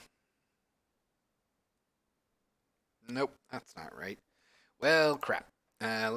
Fine. If that's not working, I'm just going to come back here real quick and make a test case, see if it works here. So let's go ahead and do canvas. We'll make a random image. We'll go ahead and give this a tooltip rect with the proper tooltip assigned. We're not going to worry about a parent for now, though I might as well. Okay, let's go ahead and come back over to here. This is a test. Let's find out if it's the tooltip rect or if it's just that menu, because it could entirely be that menu, which is going to suck. Um, let's see. Would love to see 200 plus ships, but that's just nothing to talk about. If we do the sim thread ready enough, it should be scalable. Get 5 to 10 ships working, then I should be happy for now. Yeah, I mean, that sounds really cool. Okay, so this is working. That means that it's something in that menu that's working me. Let's try like scaling this over here. Maybe that will cause problems. Nope. Cool. So crap. That's not good. Um, so that means that it has to do with that menu in particular for some reason, which is never a great feeling. Um, hmm. So let's see what's going on here, I guess. Root. And the tooltip area has no offset. It's the entire root. Right? Like we don't have any weird scaling. Nope. Okay. So content, menus, info, root, fields, author, and label. So this is where we actually have our hover rect being set. And by all rights, it should be correct. It's not really doing anything particularly impressive or strange. I'm not doing anything odd from this approach. Okay. Well, what is going wrong then? Because something has to be. So mouse pose dot to vector string. Setting our position. Setting vector 3, mouse pose x, mouse pose dot y, transform dot position dot z. That should work in theory.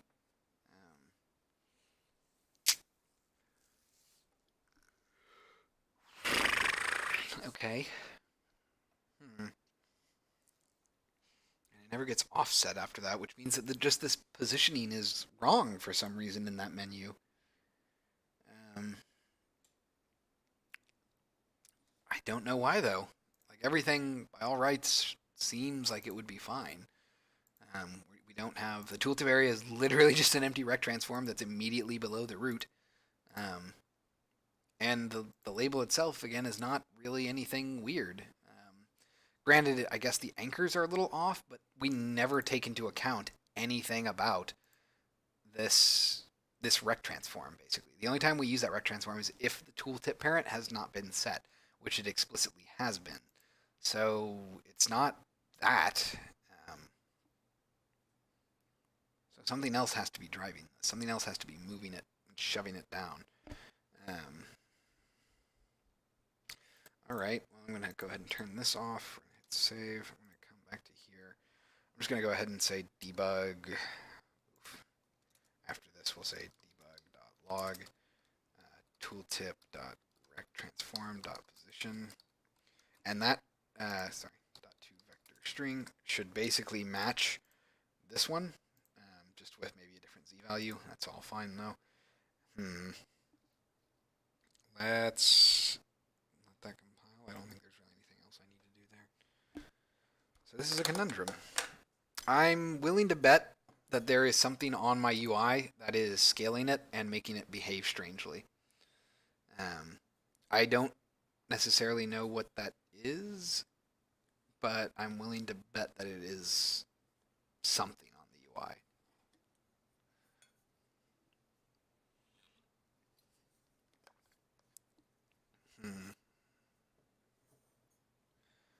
So let that compile. Thinking of about 10 to 15 for fleet sim with 30 FPS for ship-to-ship battles. My calculations aren't too far off. Our server should be able to handle up to 15 ships, but I mean, that's already a very large set of ships, though. Where are you planning on testing this? I guess. Like, do you have a convention that you're planning on kind of demoing it at to get that many people? Just because I would imagine that having, if you have 10, well, I mean, let's Yeah, let's keep it to the 5 to 10 range. If you have 10 ships at, let's say, an average of 4 people per crew, that's 40 people that you would need to be able to test it on average. So that's going to be a lot of people that you have to kind of try to wrangle to see how they work. Do you have sort of a plan for that?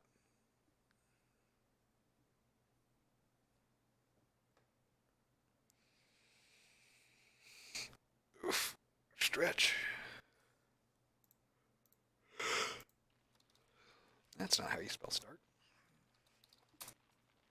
Extras, author, create, Zork, game settings. Hmm. Okay, I'm gonna test something while we're in here, like just doing this live. Let's go down to here, down to here. I'm just going to, I guess, basically create an image here. So I'm gonna create an image. I'm gonna make it a test, or not a test, a tooltip rect. Give it that reference value. Tooltip parent is gonna be this, and we're just gonna say test tooltip. Okay. Okay. So it is something to do with the UI. Everything is offset, which is interesting. Um, Theory.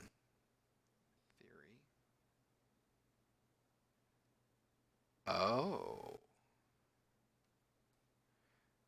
that's interesting. So it seems like my pointer. Yeah, maybe. No, that maybe. Maybe. It kind of looks like the position for the tooltip is basically being offset by half of the screen. So, for example, when we hover over author, you'll see that it's hard for me to motion because I have to hold my cursor here. But you can see like the easiest thing I guess would be here. So this image is in the center of the screen.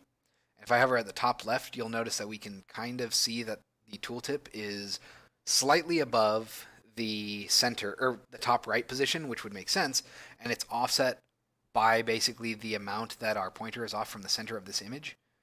So it's I'm going to go ahead and pause so I can kind of highlight it. You can see that this we were hovered like at the top left of this image, and if we treat the center of the image as this point up here, then that means that our tooltips are being offset relative to this point, and they're basically adding half of the screen's width and height to get their position. So that, I guess, means that we want to um, change that. I'm not sure why it would do it that way. That's very strange. Um, but I guess the best way for me to handle that would be to just allow an offset when I spawn this. That would probably correct it.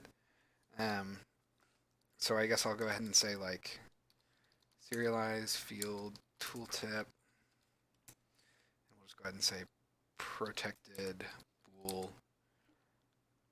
Ah, jeez. No. Bool. Yeah, okay. Adjust offset. No.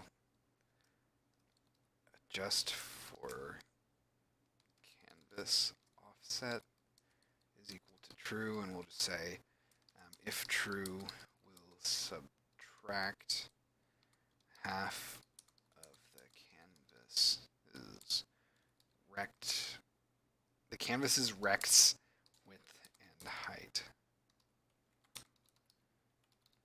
from tooltip X and Y positions. Okay. Let's see. We have a dedicated machine with 1 GB per second backbone connection. Okay. Second machine steps for MySQL. It seems like that would be enough, depending on what you're trying to send. I guess I've never actually looked into how intensive the data usage is for those types of games. I would assume that it's either way less than I would think or way more than I would think. But I've never really made one, so I can't really give a good frame, or I don't really know a good frame of reference for that. Um, okay, so this is where things get a little iffy. I really don't want to do it this way. Oh, jeez. So we're gonna say tool. Hold on, canvas root g t equals null t dot canvas. Nope. Okay, didn't think so. I was worried about that. So I need to get my root canvas so that I can basically subtract from its width.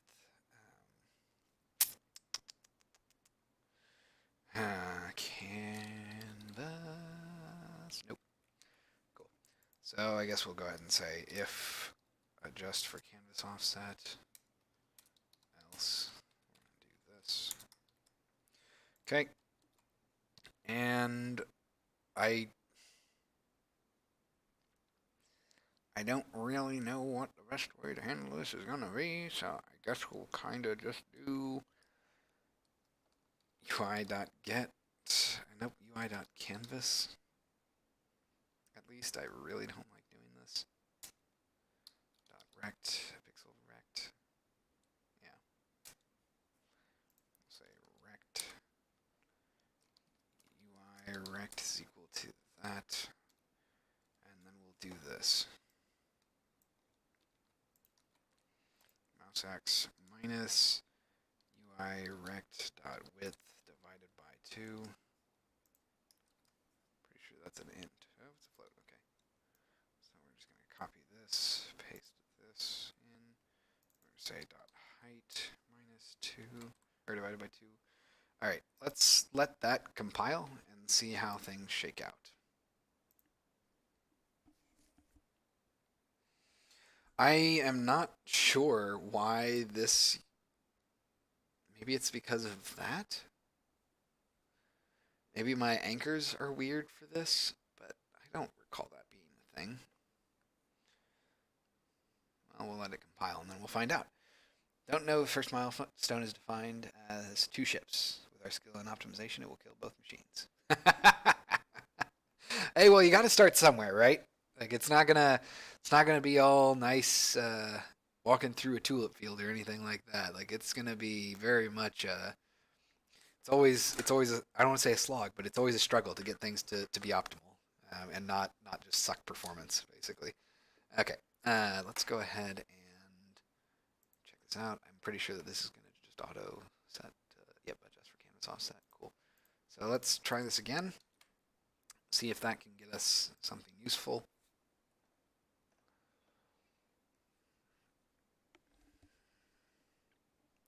I guess I could also, if the pixel rect isn't quite what we want, I could just probably ping my canvas scaler and that would be fine. So let's click through here. Start. Extras, author mode, create. Zork. We're going to go to game settings.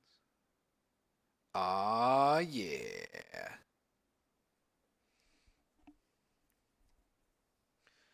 Oh yeah, awesome. So cool. That is working. Um, awesome. Okay. So I'm gonna take a screenshot of that because that'll be useful for Screenshot Saturday. But cool. We now have the ability to arbitrarily add hoverable areas that will show a tooltip. So that's kind of cool. And that's probably a good place for us to stop today, actually, because we've been streaming for a little over 2 hours now. And because our first project is kind of an MMO. Oof. Well, that's going to be challenging. Not impossible. Nothing is ever impossible for a programmer, but it will be challenging nonetheless. So I think we're going to sign off with tooltip Rex working. Announcements. Nothing really. So we should be back on air on Tuesday, 7 p.m. Eastern Time, doing our normal TextQuest Devstream stuff. So, all right. I think that's pretty much all I wanted to do today. So that's cool. Nice talking with you. And as always, I want to thank you all very much for watching, and I will see you all next time.